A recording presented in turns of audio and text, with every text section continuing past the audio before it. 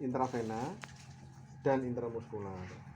Ada juga yang hanya intramuskular, tidak boleh intravena. Begitu juga ada yang intravena tetapi tidak boleh intramuskular. Ya. Contoh apa misalnya yang tidak boleh intramuskular? Vitamin C. Vitamin C. Apalagi? Aminopilin boleh enggak? Boleh. Ya, dia nyeri nanti orangnya ya, intramuskular.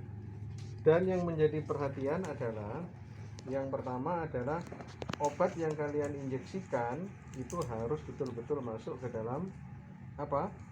Ke dalam muskulus. Nah, ingat kamu di sini muskulus ya. Nah, tidak langsung ada muskulus. Ada kutan ya, ada apa namanya? Jaringan ikat, jaringan lemak dan sebagainya, baru muskular. Sehingga nah, ada beberapa ukuran SPED ya yang bisa dipakai. Ada yang 1 cc ya. 1 cc tentunya jarumnya pendek. Kalau yang 3 cc ya, 3 cc, 5 cc itu jarumnya lebih panjang. Dan itu bisa masuk ke dalam intramuskular.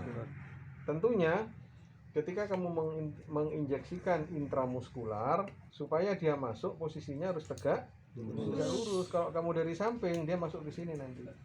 Ya ke sini ya.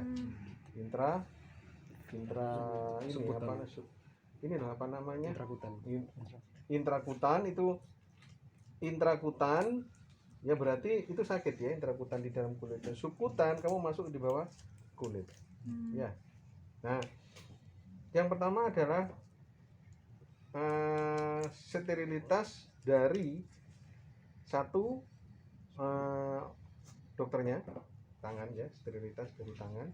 Terus kita sterilitas dari alat-alat, biasanya sekarang disposable. Kalau zaman dulu itu tidak disposable, sehingga ada potensi untuk menulari. Yang kedua, kalau dia tidak disposable, jarumnya dipakai berkali-kali menjadi tumpul. Kasihan pasiennya ya. Zaman dulu, zaman menteri-menteri Jawa tahun 70, 60 ya, jarumnya itu dipakai berkali-kali. Dan spetnya itu terbuat dari kaca. Dan itu juga dipakai berkali-kali. Lalu sebelum menginjeksikan ke orang, ngambil apa namanya, aquabides, dimasukkan, dicuci, serot, dan setiap hari biasanya nanti dia direbus. Tentunya hal seperti itu sterilitasnya menjadi apa? Berkurang, tidak terjamin. Makanya sekarang pakai disposable. Ya, disposable. Nah, berikutnya adalah kalian harus betul-betul apa? Tahu indikasi, kontraindikasi. Nah, indikasi itu sudah pasti ya, sesuai dengan kondisi penyakit. Kontraindikasi ketika kamu mau ngasih intramuskular, harus tahu lapangan untuk memberikan injeksi daerah mana.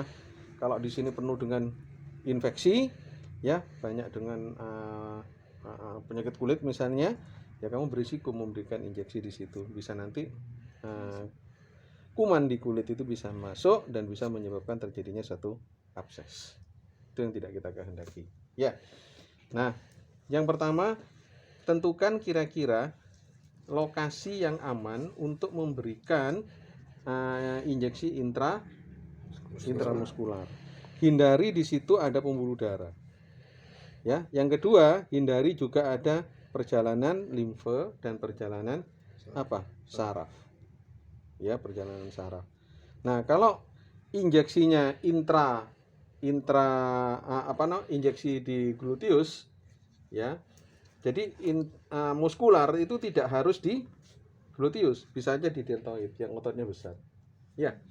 Nah, carilah daerah aman secara anatomi ya. Kamu setelah kamu disinfeksi ya, biasanya dengan alkohol cukup sudah.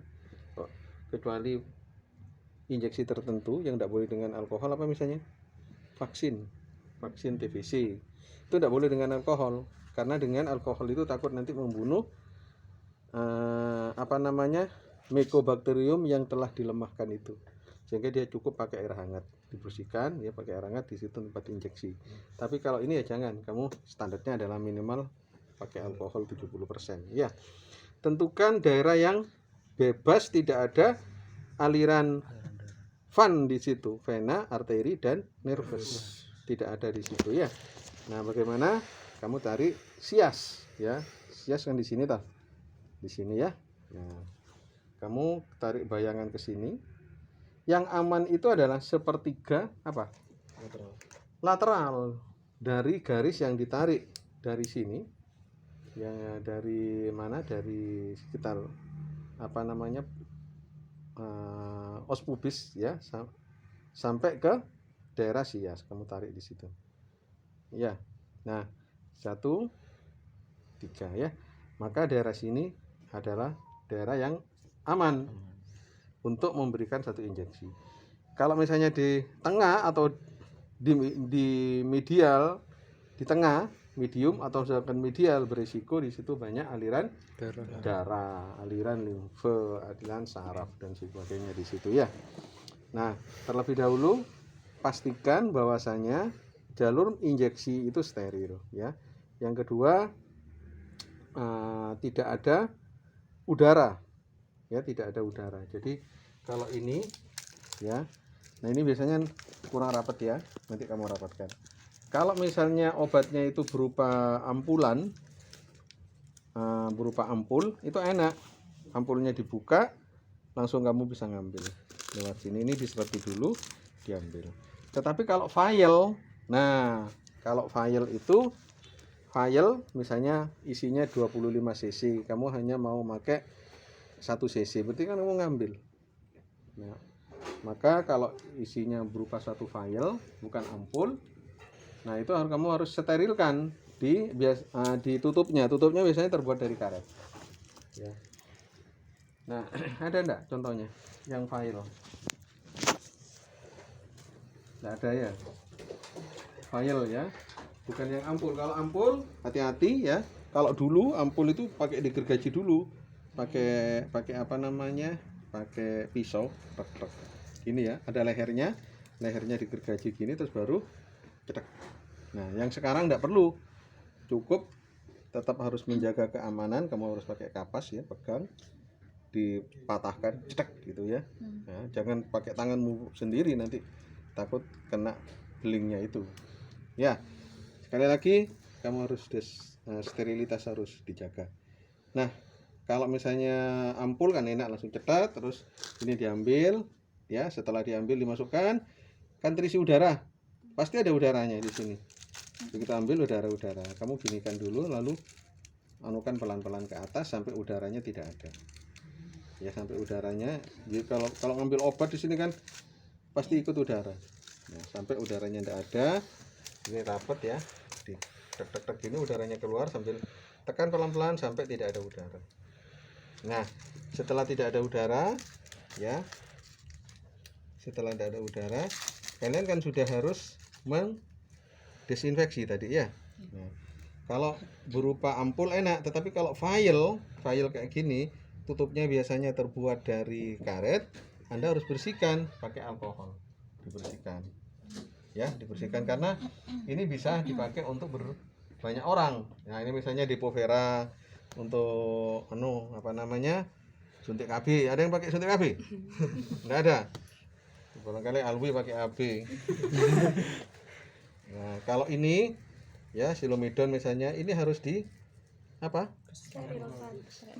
Iya, disterilkan.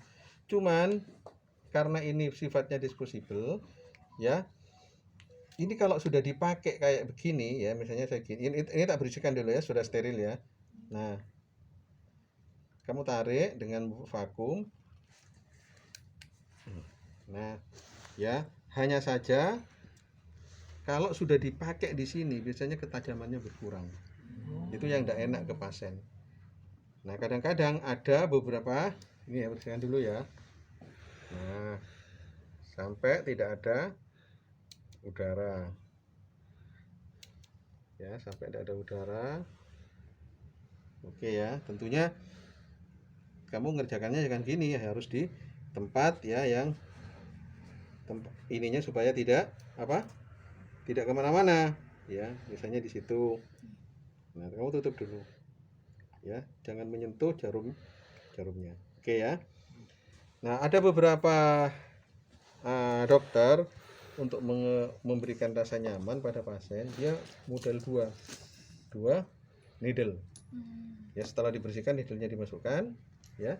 Setelah dimasukkan, dia ngambil lewat needle tadi itu, ya. Terus habis itu needle yang tadi itu biarkan di situ, ngambil needle yang tadi itu dimasukkan, dibuang untuk mengurangi rasa sakit.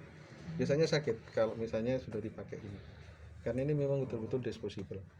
Nah, tetapi kalau misalnya ini ya mau dipakai untuk vaksin, misalnya dipakai untuk 10 orang gitu, tidak apa-apa sih, langsung satu menempel di situ, ambil taruh, selesai ya. Yang penting ininya ditutup. Nah, tapi tidak boleh misalnya ini sudah ada needle di sini terbuka ditaruh, besoknya pakai lagi, tidak boleh, ada kontaminasi nanti. Tapi kalau misalnya segini mau dipakai, katakanlah ini 10 cc, mau dipakai 1 cc dan 10 orang kan langsung habis, nggak masalah ya. Tetapi kalau misalnya hanya mau pakai sekali, begitu sudah dipakai, needle-nya harus kamu buang ya. Nah, needle-nya kita pakai, oke ya.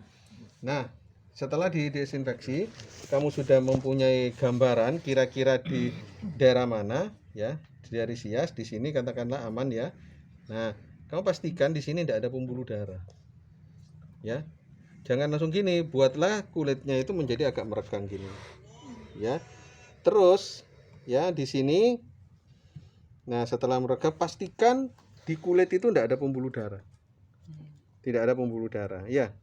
Nah, tidak harus pakai enscoon, tidak tahu sekarang protapnya harus pakai enscoon, tidak menginjeksi ya. Kalau harusnya sih pakai enscoon, tapi jarang ya sekarang pakai enscoon ya, kalau hanya untuk injeksi ya. Setelah itu gini, pastikan tempatnya itu tidak ada pembuluh darah. Kalau ada pembuluh darah sakit orangnya. Dan yang kedua, hematum nanti.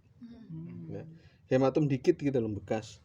Nah, misalnya gini, sekali lagi kalau intramuskular ya, berarti kalian sudah tahu ya, tidak boleh gini, nanti masuknya hanya ke sini kan. Nah, ya ini gini, nah, dijembreng gini, terus kamu suntikkan dengan gentle, seret ya.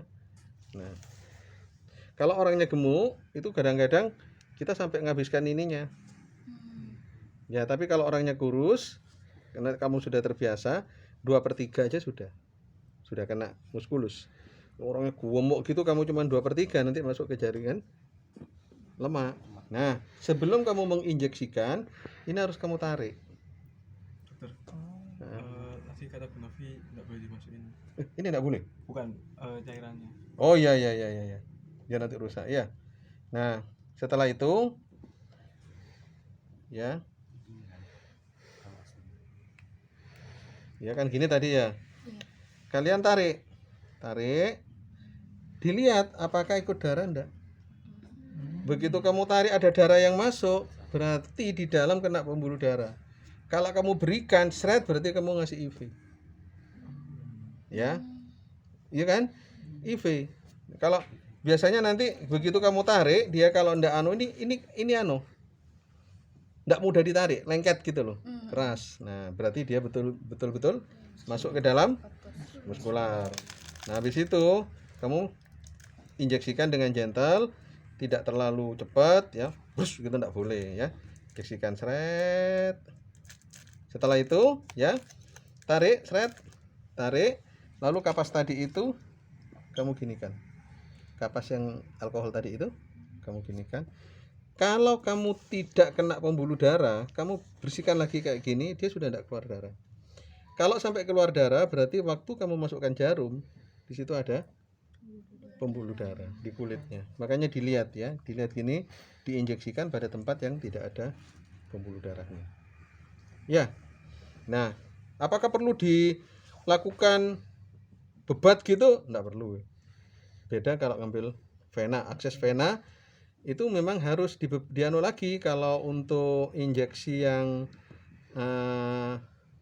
injeksi intravena ya kamu harus tutup kalau hanya sekali menginjeksi. Tapi sekarang biasanya injeksi intravena itu kan sudah masuk di dalam infus, ada infus yang terpasang ya. Nah, infus terpasang, kita menginjeksikannya yaitu lewat, ada di infus, ada enggak infus ini, ada tempat yang empuk ya, sebut ini loh. Nah, ini kan terpasang gini, kamu mau ngasih, ini kan gini toh, mau ngasih intravena. Nah, beda kalau kalian mau ngambil, nah misalnya injeksi vitamin C, kecantikan di salon-salon kan tidak pakai ini, ya. Kalau misalnya di salon-salon itu kan tidak pakai ya, tidak pakai ini. Kamu pastikan dulu mana pembuluh darahnya. Ini misalnya ya, setelah kamu lakukan disinfeksi, boleh ditusuk ya, boleh. Nggak boleh dimasukin cairan. Enggak, tapi ditusuk boleh. Boleh. Ditusuk aja nggak apa-apa. Nah, ini ya. Ini kan sudah kelihatan. Iya. Kamu mau memberikan, ini tidak terpasang infus ya. Iya. Diinjeksi dulu ya. Nah, kamu masukkan ke dalam pembuluh darah venanya. Nah, terus ini kan ada obat tadi itu. Kamu tarik dulu, seret. Betul enggak dia masuk ke dalam vena? Kalau betul, berarti ada ikut darah sedikit. Oh iya betul, gitu ya, baru kamu injeksikan pelan-pelan. Ya, tapi kalau sudah terpasang infus, Langsung. kalau sudah terpasang infus begini, nah ini kan terpasang infus sudah ya. Begini kamu pegang ini. Nah ini adalah tempat boleh diinjeksi, tapi kamu harus steril dulu. Ini obatnya, obat yang mau diberikan, ya. Nah ini di steril dulu pakai apa? Alkohol. Nah terus kamu, ininya harus kamu ikat. Sorry, ya. Bisa kamu gini, bisa gini, ya. Bisa langsung ininya ditutup dulu, tapi agak rendah supaya obatnya tidak masuk ke sini. Gini ya, misalnya gini. Nah, ini kan sudah, ya. Nah terus ini dibuka, ya. Ini masukkan ke sini. Nah, setelah masuk, tek. Nah, baru kamu injeksikan. Ini kamu tutup ya. Kalau tidak ditutup nanti bisa ke sini. Nah, terus injeksikan pelan-pelan, selesai, dicabut kapasnya tadi itu. Ya, itu yang intravena. Ya. Nah, kalau subkutan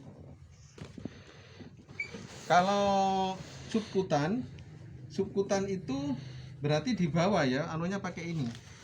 Subkutan, misalnya apa yang diberikan subkutan? LMWH. Apalagi selain LMWH? Vaksin. Warfarin. Ya, ya. Apa namanya?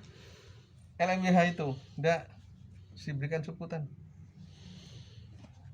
Kalau shock anafilaktik kan adrenalin. Adrenalin masukkan ya, subkutan itu bisa. Ya.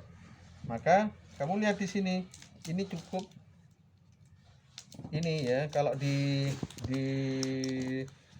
LMWH low molecular heparin itu diberikan di tempat yang lemaknya agak banyak ya, ototnya agak banyak. Misalnya di mana? Di perut. Ya, diberikan di perut. Nah, kalau misalnya kamu ini jarumnya kecil wes, kalau yang 1 mili jarumnya kecil. Jadi kalau misalnya nanti mau memberikan subkutan di bawah kulit ya, nah di perut misalnya, kamu ginikan anunya kulitnya. Nah iya, ginikan dikit, baru kamu masukkan. Jadi mana tanganmu? Jadi kadang-kadang, nah diginikan dulu, cedek gitu ya. Begini cedek. Misalnya heparin, cedek. Tetap diano, terus dicabut di situ. Beda kalau intrakutan berarti kan tidak boleh kamu gini, nanti dia masuk ke subkutan. Sub itu di bawah ya. Maka kamu ngambilnya dari mana? Ya dari atas gini, agak miring. Misalnya apa? Sini, Vaksin dokter. tertentu. Ini sakit biasanya. Intrakutan itu sakit. Kalau subkutan biasanya relatif tidak sakit karena memang ya ini aja masuk gini itu selesai toh. Ya. Kalau intramuskular sakitnya ketika jarum masuk. Kalau sampai orangnya kesakitan, perih, dua kemungkinan. Kemungkinan pertama, kamu itu nusuk kena pembuluh darah. Pembuluh darah kena itu sakit, walaupun belum dilakukan apa-apa. Yang kedua, kena nervous. Ya, itu aja ya kalau untuk ini. Yang penting adalah antiseptik itu harus kamu betul-betul diperhatikan ketika mau memberikan obat. Jadi yang pertama harus tahu indikasinya. Indikasi kamu mau injeksi ya, indikasinya apa. Misalnya kalian mau indikasi untuk pemberian apa ini deh, pemberian adrenalin shock anafilaksis. Nah, ada indikasi. Nah, terus tahu kontraindikasinya apa kira-kira. Terus tahu efek sampingnya. Ya, efek sampingnya dari obat yang kita berikan. Yang kedua adalah lokasinya yang mana? Lokasi yang betul. Kalau misalnya kamu mau ngasih intramuskular, ya tentunya cari muskulusnya yang besar di deltoid atau di gluteus, itu paling besar ya. Nah, terus jangan setelah lokasi kalian harus tahu ya area mana yang aman untuk dilakukan suatu injeksi ya. Sekarang dengan adanya disposable pad dan sebagainya, angka abses sudah turun ya, angka abses turun. Lalu obat-obatan apa yang boleh diberikan intrakutan, subkutan maupun intravena maupun intramuskular ya. Kayak aminopilin ya kamu jangan diberikan apa?